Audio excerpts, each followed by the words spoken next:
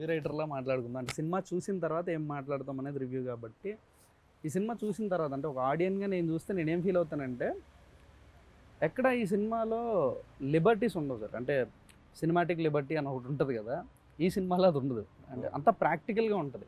Everything went practical. అంటే making liberties కాదు, అంటే ఒక సీన్ కన్సీవ్ చేయడానికి కొన్ని లిబర్టీస్ తీసుకుంటాం, అవి వేరు. రైటింగ్ లిబర్టీస్ లేవు ఈ సినిమాలో. ప్రాక్టికల్గా ఉంటుంది, everything went practical.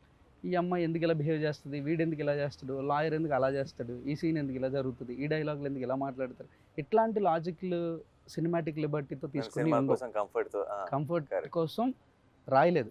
Writing was so practical. ఇది 1 minute రివ్యూగా చెప్పమంటే, తర్వాత ఎక్కడైనా వెబ్సైట్లో కూడా ఇది రివ్యూ రాయొచ్చు.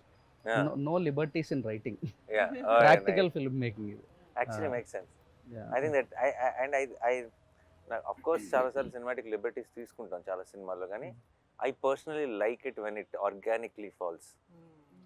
అండ్ స్టోరీ టెల్లింగ్ ఆ లిబర్టీ అవసరం లేకుండా ఆ సినిమాటిక్ హైని ఇస్తూ, కానీ ఆ హైని ఇవ్వటం కోసం మనం ఎక్స్ట్రా పుష్ చేయకుండా కథ చెప్పగలిగినప్పుడు, that when it comes to court room drama.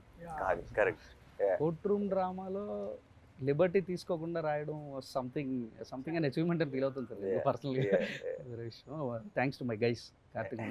Writing అనే విషయాన్ని ఎప్పుడు సోలో క్రెడిట్గా తీసుకోండి సార్. అది it's a collective process, collective effort.